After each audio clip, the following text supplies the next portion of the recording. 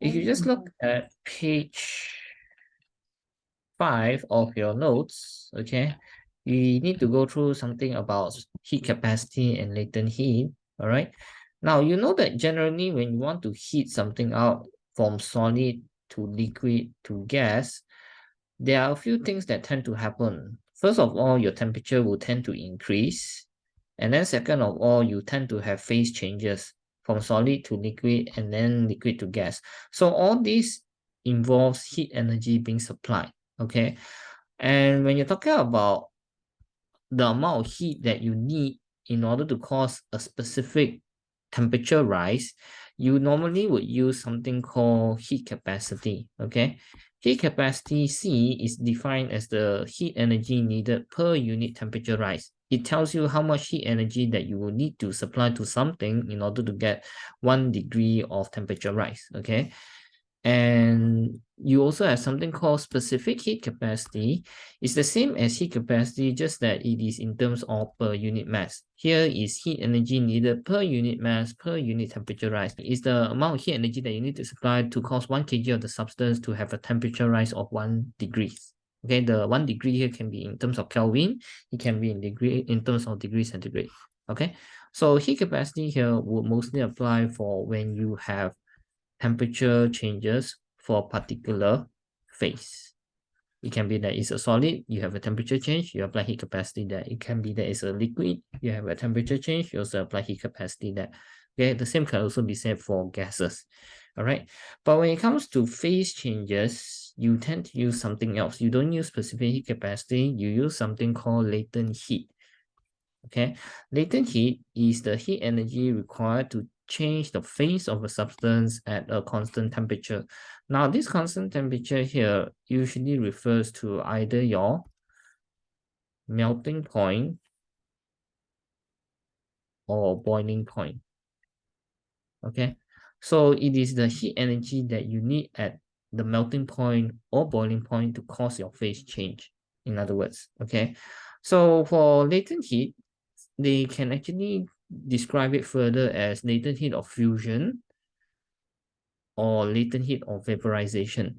Now, latent heat of fusion is where the heat energy supply is causing a phase change from solid to liquid at constant temperature. Okay, so for fusion, it's usually for solid to liquid. It will be for this particular portion here. This one here is actually for fusion. When you're going from solid to liquid, or actually from liquid to solid also can.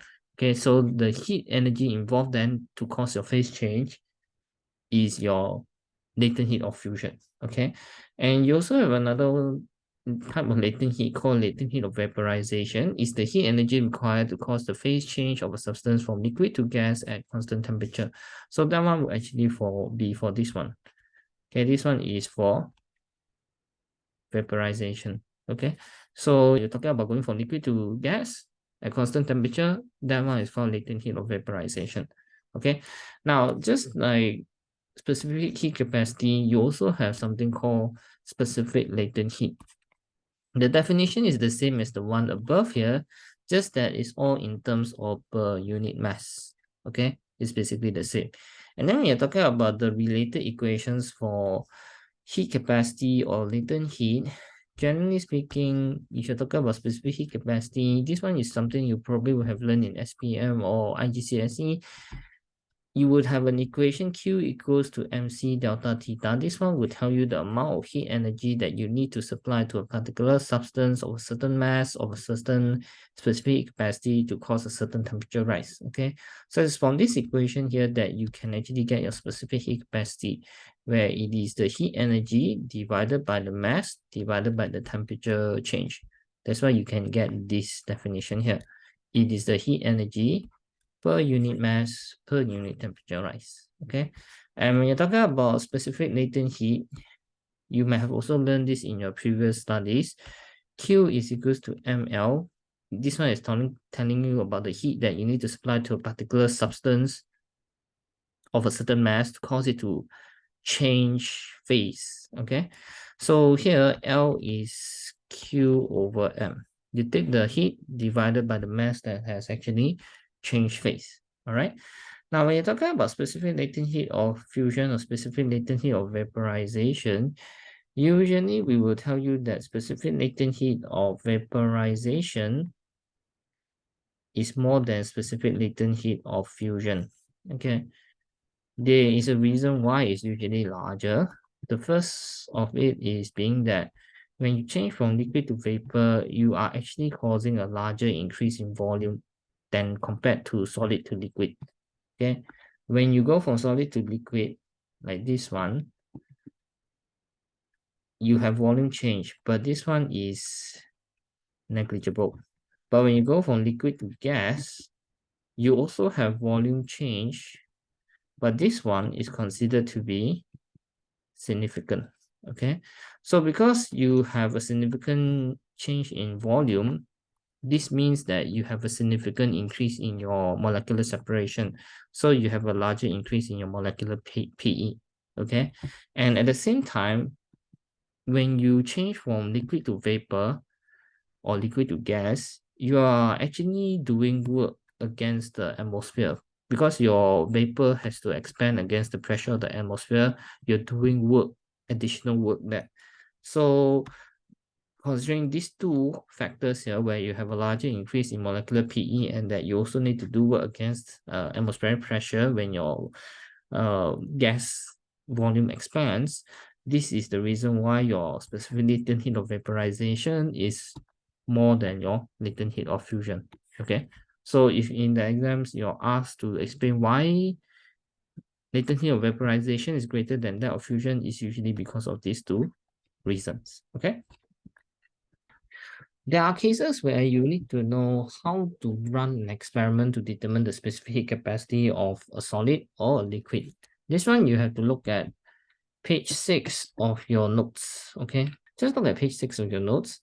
Okay, now we know that specific capacity is actually the amount of heat energy that is needed to cause 1 kg of a substance to rise, to have a rise in temperature of 1 degrees.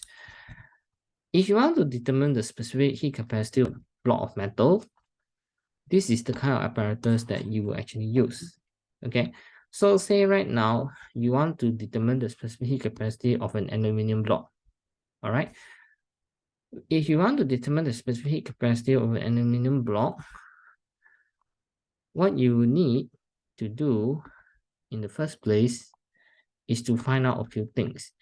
If you remember, Q is equals to MC delta theta, where C is equals to Q divided by M divided by your temperature change. You will need to know what is your heat supply. You will need to know what is the mass of the substance that you're heating. And then you also need to know what's the temperature change of the substance once you have heated it up.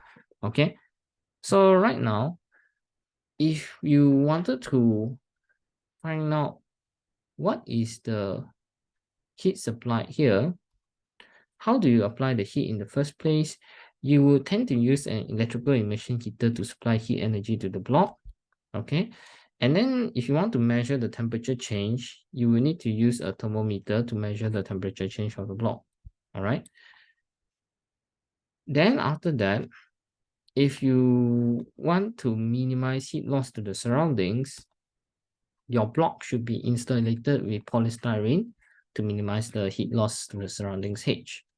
Okay, so when you wanted to measure your temperature, you needed to use a thermometer.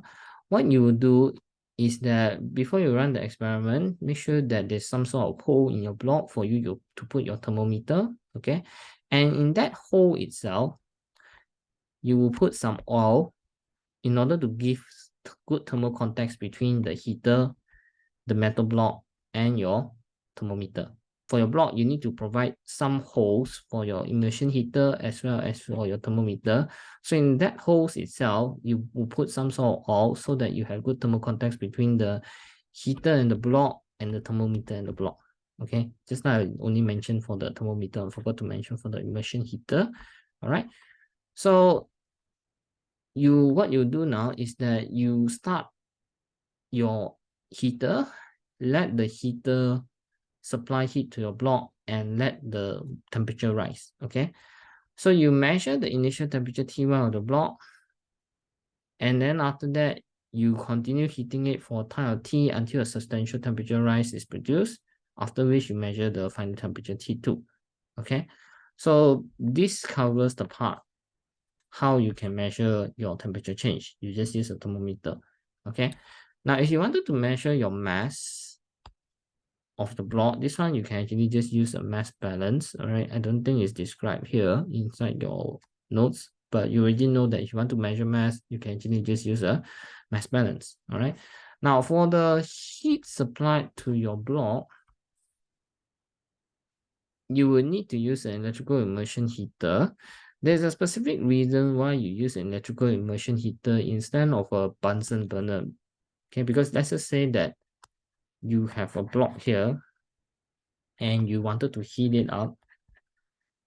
If you use a Bunsen burner to heat up the block, this one is not suitable. Number one, because there is a lot of heat loss from the flames of your burner. Not all the heat from your flame will go into your heater. Some of it will go into the surroundings. So there is a reason why we do not use a Bunsen burner here, okay? Because there will be a lot of heat loss from the flames of your burner. Not all of them will go into your heater. And also another thing here is that it is difficult to calculate the heat actually supplied to the block. Okay, because it's your heat is the form of flames here, so it's very difficult for you to even determine what was the actual amount of heat supplied to the block. Okay, so you use electrical immersion heater instead.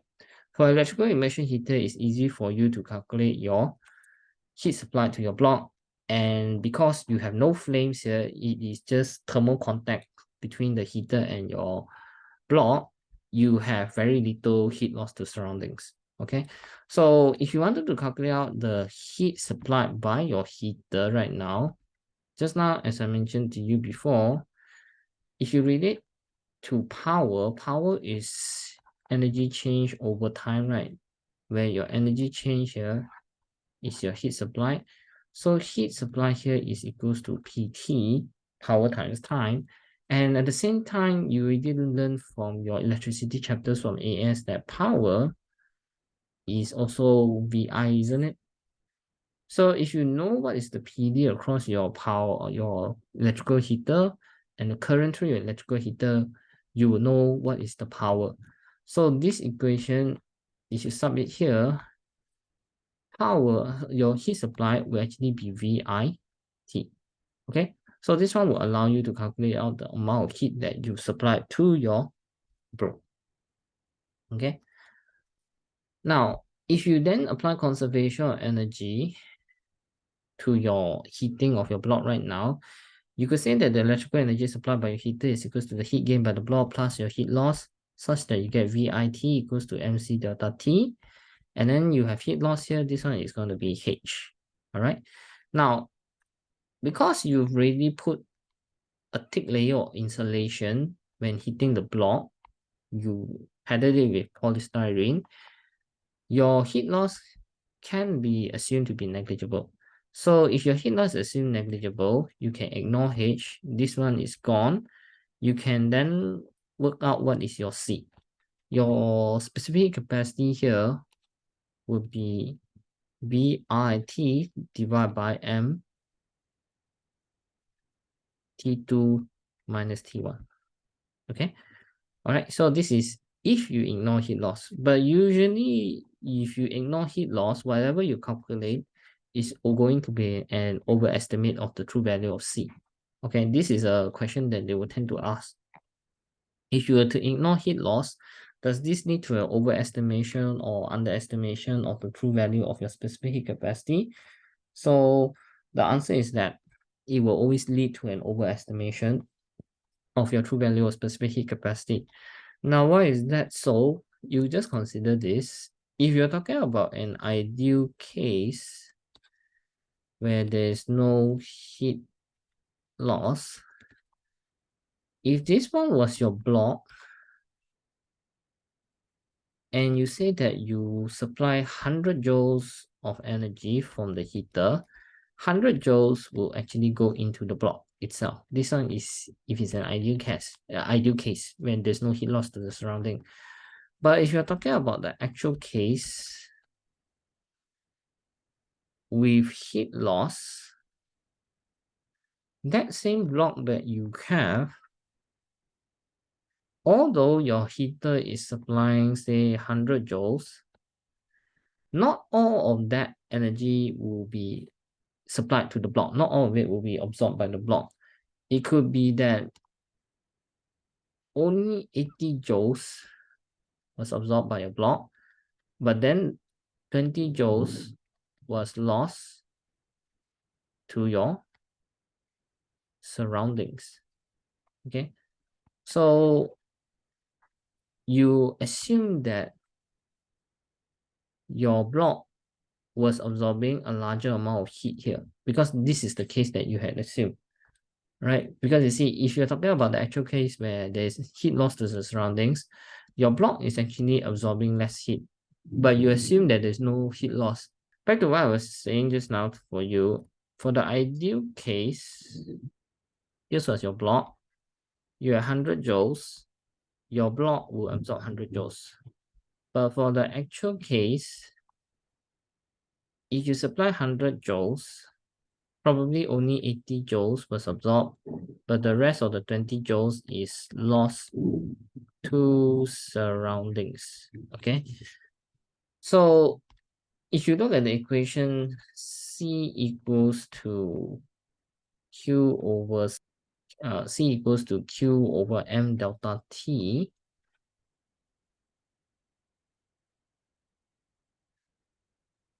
If your Q is large, your C is obviously going to be large. Okay. Now, when you assume that heat loss is negligible, you're assuming this case.